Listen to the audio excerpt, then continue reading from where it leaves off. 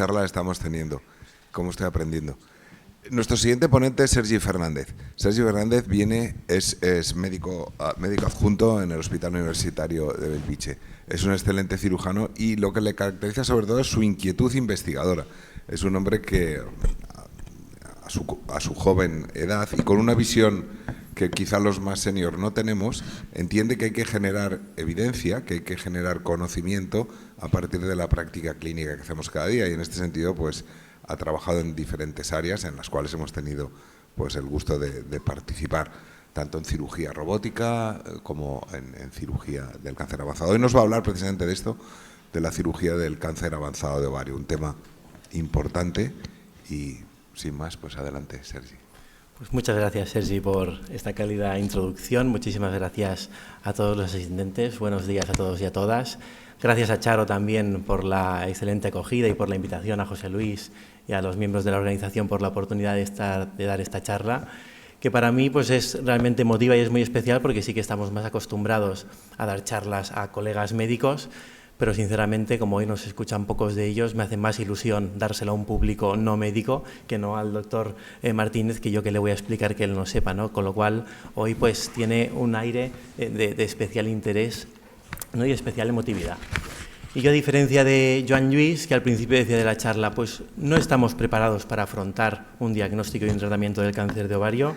Yo voy a discrepar un poquito porque entiendo que es nuestro papel. Los profesionales tenemos que animar y dar un poquito de luz cuando hay, ¿no?, este diagnóstico y, ¿no?, las emociones se hunden, se ve un largo camino muy oscuro. Nuestro papel, los médicos, es animar y convenceros de que sí que estamos preparadas. Cada vez lo estaremos más y mi idea es que al final de la charla de ahora intentemos convenceros de que afrontamos cada vez mejor este diagnóstico de esta enfermedad. Y si no, fijaros cómo Mari Carmen afrontaba el diagnóstico de un cáncer de ovario avanzado. Pues de la mejor manera posible, como también decíamos al principio, rodeada de amigos, de la familia, de asociaciones que abogan por la divulgación científica y por un equipo médico dedicado y volcado, como decía el doctor Martínez, para tratar esta enfermedad que en algunas pacientes desafortunadamente pues aún nos avanza por la derecha. Es una enfermedad muy compleja, muy heterogénea, que requiere de un tratamiento multidisciplinar entre diferentes especialidades. Y la cirugía es una herramienta más que tenemos para este tratamiento tan complejo y habitualmente pues suele ser una cirugía de alta complejidad, como veremos en la charla que vamos a ver a continuación. Voy a intentar explicaros de una manera resumida qué quiere decir un estadio avanzado. Para ello vamos a tener que entender qué quiere decir la diseminación peritoneal, que ya os avanzo que es la manera que tiene el tumor de extenderse por el abdomen, lo vamos a ver. ¿Qué diferencias, aunque Asun ya lo ha comentado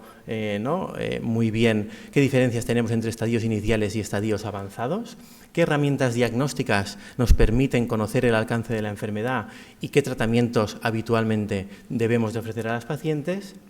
Y como decíamos al principio también, qué centros estamos acreditados para poder ofrecer esta cirugía de alta complejidad a nivel de Cataluña, y 3 pinceladas, que para mí es la mejor parte de la charla, de 3 ejemplos de 3 campeonas supervivientes, que una de ellas la tenemos por aquí sentada entre nosotros para inspirarnos y motivarnos a todos. Muy bien, pues para poder entender qué quiere decir un estadio avanzado, como ya ha explicado la doctora Pérez, tenemos que tener breves conceptos de anatomía. El cuerpo humano está distribuido en diferentes compartimentos y hay compartimentos más superficiales, como son la piel y los músculos, y compartimentos más profundos, como serían los huesos o el torrente sanguíneo. Pues en el compartimento del medio, en la cavidad abdominal, es donde se sitúan nuestros órganos de interés, los ovarios y el útero, y están unidos, están en contacto con las asas intestinales, el colon, muy cerca del hígado, del estómago. Por tanto, esta va a ser la región que los cirujanos tenemos que afrontarnos delante de una cirugía para un cáncer de ovario.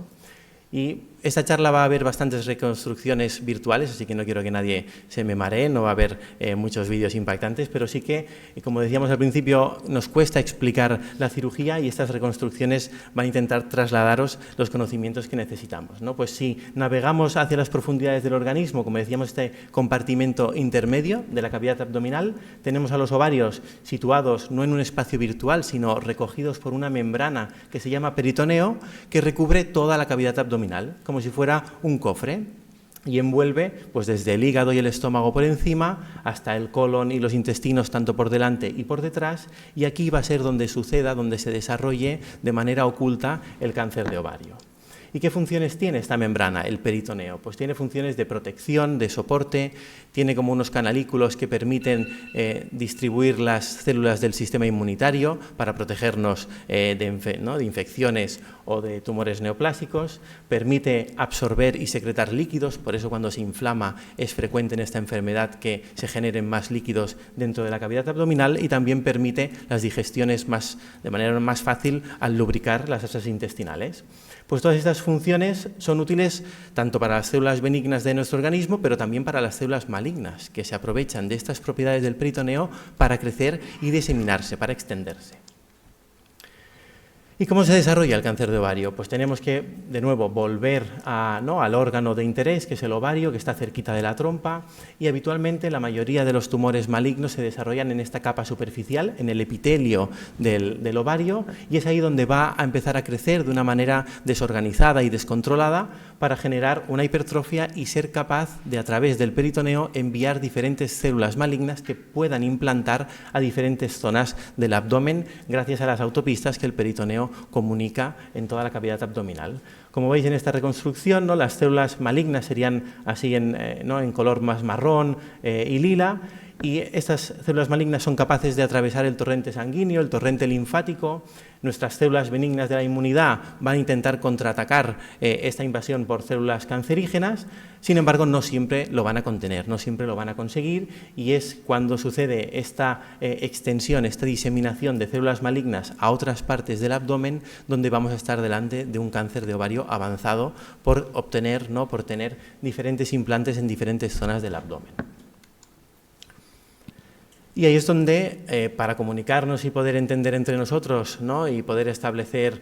un plan de tratamiento y un protocolo, hablamos de los estadios que intentamos diferenciar en función de la extensión de la enfermedad. Los estadios 1 es cuando el tumor se queda localizado en el ovario, estadios 2 cuando ya hay implantes pero localizados en la región más baja del abdomen, en la pelvis, y hablamos de estadio 3, de estadio avanzado, cuando ya tenemos implantes tumorales que afectan al abdomen superior, que se han distribuido afectando a la superficie de los órganos que decíamos al principio, o incluso a los órganos también de la cavidad abdominal. Y finalmente tenemos el estadio 4, que es cuando el tumor, cuando el cáncer ya ha salido fuera de la cavidad abdominal y es capaz de afectar generando líquido en los pulmones o generando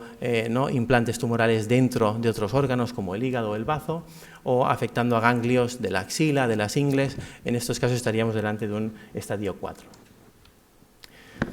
Este crecimiento y esta extensión, que es, como decía la doctora Pérez, bastante rápida en la mayoría de las pacientes, va a generar unos síntomas muy inespecíficos, gracias a la función que decíamos antes del peritoneo, que va a ocultar en la mayoría de las pacientes unos síntomas que al principio no nos van a llamar mucho la atención, ¿no?, hinchazón, plenitud, episodios de diarrea, hasta que llegará un día que esa paciente ya realmente consulte a urgencias porque algo no va bien, porque ya son episodios muy frecuentes o incluso persistentes en el tiempo, y es cuando vamos a arrancar, ¿no?, el equipo médico una batería diagnóstica para intentar conocer qué es lo que está pasando en el interior de la paciente que tenemos delante. Y en este sentido, para entender lo que viene en el resto de charla, existen unas proteínas en la sangre que se llaman marcadores tumorales, aunque también pueden aumentarse en otras situaciones benignas, no tiene por qué ser un cáncer, pero cuando las cifras son verdaderamente elevadas, nos transmiten que algo malo está pasando en el interior. Y nos permiten diagnosticar o sospechar que algo malo está ocurriendo, pero también evaluar la respuesta al tratamiento. Fijaros en esta gráfica, ¿no?, que va desde enero del 21, allí abajo, hasta octubre del 23. Esto es la línea temporal de una paciente real de nuestro servicio, con los marcadores del CA125, que es el marcador que utilizamos con mayor frecuencia en el cáncer de ovario. Fijaros que al diagnóstico, en febrero del 21, los valores de este marcador eran de 2000. Cuando lo normal es inferior a 30. Pues después de empezar la quimioterapia tras el diagnóstico de un cáncer de ovario, fijaros la gráfica cómo disminuye drásticamente. Esto traduce una respuesta favorable del tumor a la quimioterapia, para después ofrecer una cirugía de intervalo y mantener el marcador prácticamente en valores normales, valores del 9, hasta que sobre abril del 23, como suele ser relativamente frecuente para esta enfermedad, vuelve a haber un aumento del marcador, valores de 75, diagnosticamos una recidiva y volvemos a tratarla para mantener valores normales de este marcador tumoral.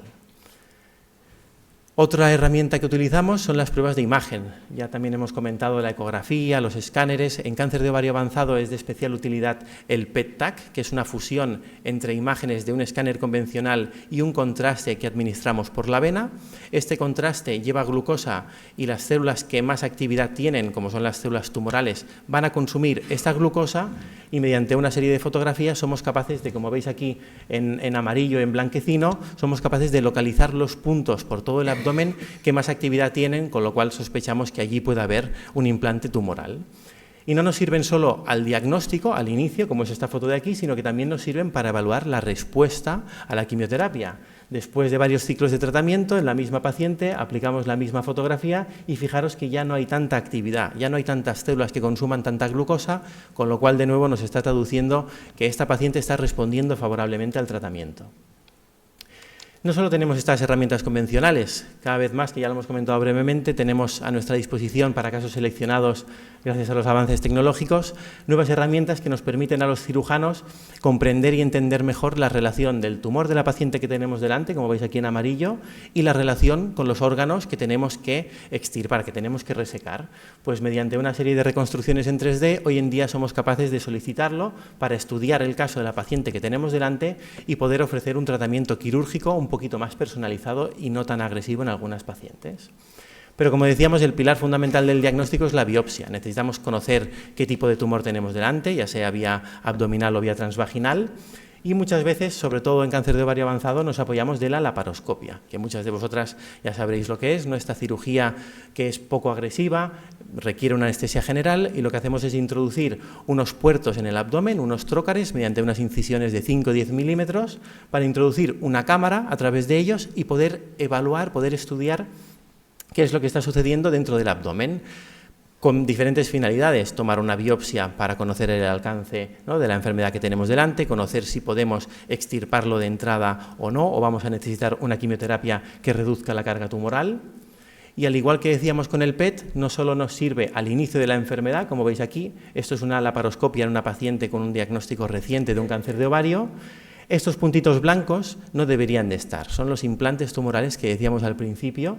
y la laparoscopia nos sirve tanto al inicio de la enfermedad como también para evaluar la respuesta al tratamiento. Fijaros que después de varios ciclos de quimioterapia, la misma paciente ya no tiene estos puntitos de carcinomatosis, de estos implantes tumorales, gracias a la respuesta favorable a la quimioterapia que sucede en muchas de las pacientes. Antes lo decíamos, ¿no? Hay dos pilares angulares, dos pilares fundamentales para el tratamiento del cáncer de ovario, que son la cirugía y la quimioterapia. Algunas veces, en algunas pacientes empezamos por cirugía, en otras pacientes empezamos por quimioterapia. Al final, el objetivo principal, y en lo que estamos todos de acuerdo y vamos a por ello, es que no quede un tumor visible después de hacer una cirugía, ya sea primaria o de intervalo. Como decía el doctor Martínez, da igual las horas que requieran, da igual el dolor de espalda, el objetivo principal, y es por lo que apostamos, es para que después de hacer la cirugía,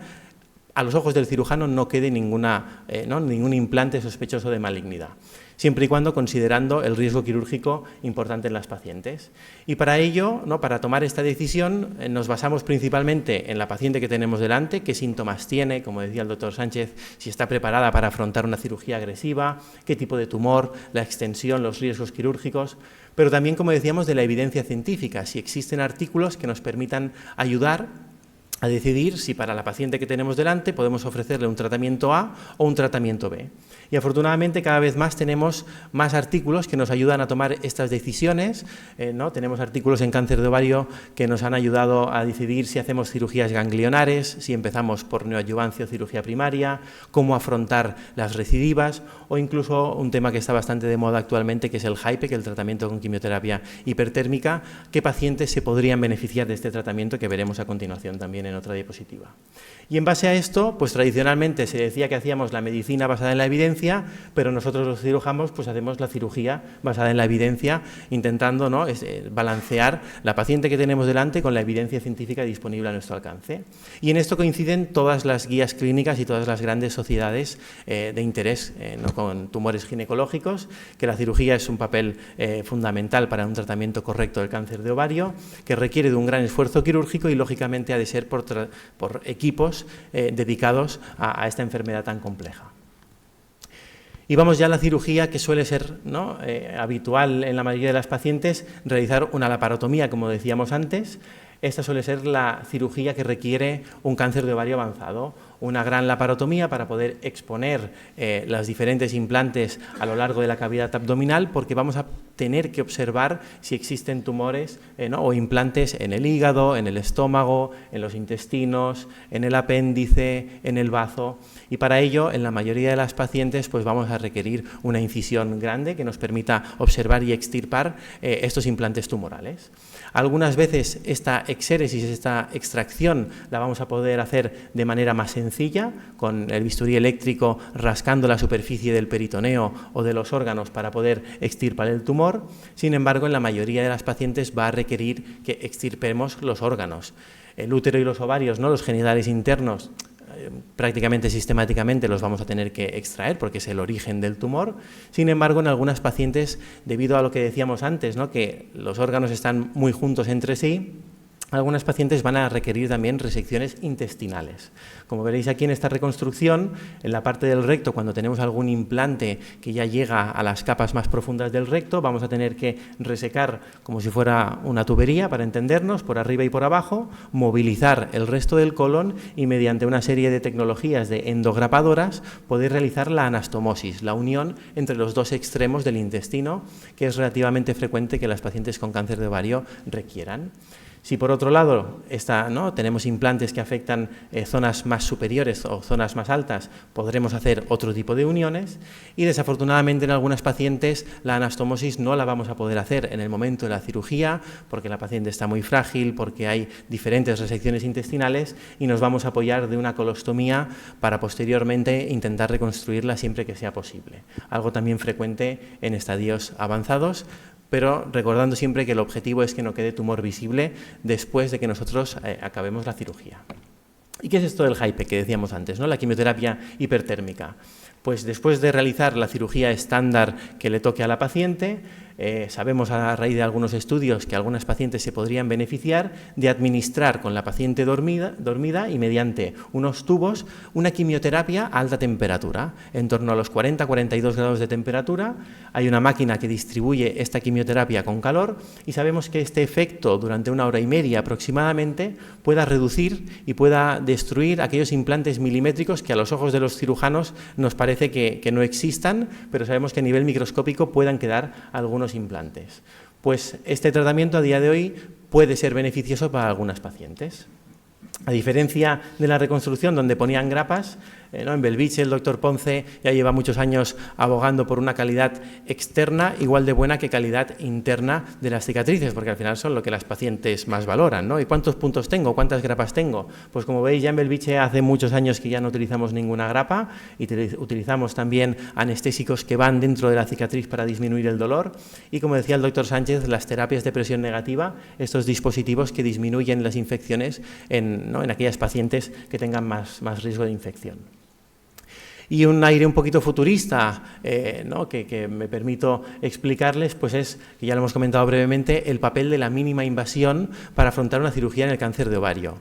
El estándar es la laparotomía, porque como hemos dicho nos permite ver todo el abdomen. Sin embargo, hay pacientes que tienen una respuesta espectacular a la quimioterapia, que prácticamente no queda tumor, y ¿por qué no? Esos pacientes, ¿no?, pacientes muy frágiles, con edades muy avanzadas, les podemos ofrecer bajo, ¿no?, protocolo interno, pues la recuperación mucho más rápida que nos ofrecen abordajes mínimamente invasivos como es la cirugía robótica. Y esto, que no es el villano de Spider-Man, no es el Octopus, es el robot que ya ha llegado a Europa, que estamos luchando en los centros de tercer nivel porque nos llegue, es el Da Vinci Single Port, que mediante una incisión de 2,5 centímetros es capaz de desplegar 4 brazos robóticos para favorecer aún más una recuperación rápida, y quién sabe si la oncología médica avanza mucho en el futuro y podemos ofrecerles cirugías de este estilo a las pacientes con cáncer de ovario avanzado. Porque como decíamos antes, no es más que un equipo multidisciplinar quirúrgico que requiere no solo de cirujanos expertos, sino de anestesistas expertos, enfermeras expertas, celadores, auxiliares y muchas veces del apoyo de otras especialidades para poder combatir con implantes que supongan un reto a los cirujanos dentro de este abanico, ¿no?, del equipo multidisciplinar para afrontar esta enfermedad. Oncología médica, pruebas de imagen, anatomía patológica, un equipo médico volcado para para combatir, al igual que las pacientes y los familiares, esta enfermedad. Y brevemente, como decíamos antes, gracias a la presión de ASACO, pues ya desde el 2013 y con la última instrucción del CatSalut en Cataluña, tenemos 12 centros acreditados para ofrecer esta cirugía debido al alto volumen que reúnen gracias a la centralización. Ahí espero un segundito a que toméis las fotos. Y a nivel de Europa también nos estamos organizando. La Sociedad Europea de Ginecología Oncológica apuesta por homogeneizar la práctica clínica. Tenemos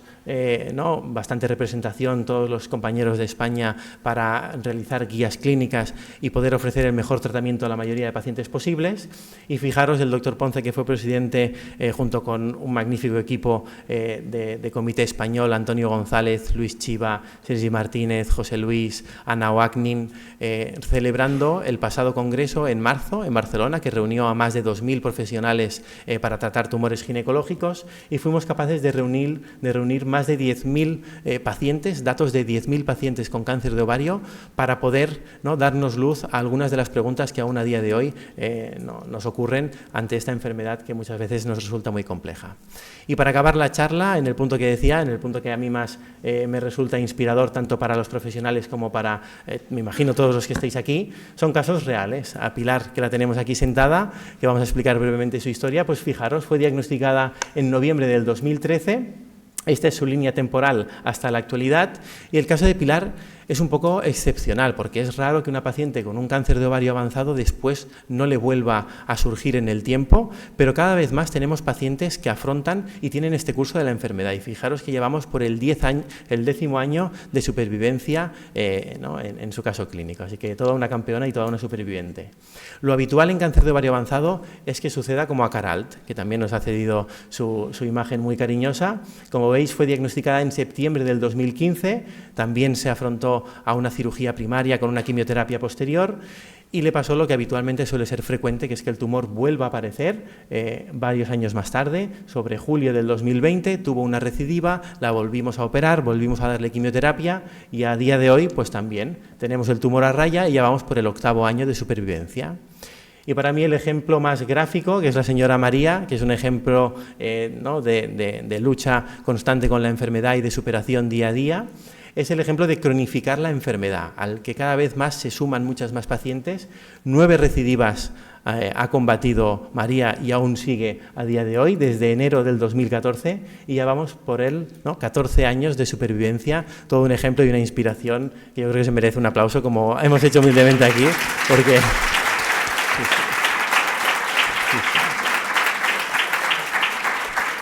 Y cuando vemos casos así en el comité multidisciplinar, que muchas veces los oncólogos, la doctora Pardo, la doctora Gil, opinan diferente de los cirujanos, venga esta paciente a operarla, pero quiere decir sí que tenemos casos como la señora María Odina, la señora Pilar, y son casos pues que nos alimentan y nos motivan también a los profesionales, cuando a veces también pues tenemos dudas de si realmente estamos ofreciendo un beneficio. Y como trataremos en el día de hoy, pues afrontando también con calidad de vida, diferentes esferas que cada vez más están en boga y debemos también considerar. Y yo creo que después de la charla de hoy, no sé si estarán de acuerdo conmigo, que estamos relativamente preparadas y seguro que lo estamos mucho más en un futuro. Así que muchísimas gracias por vuestra atención.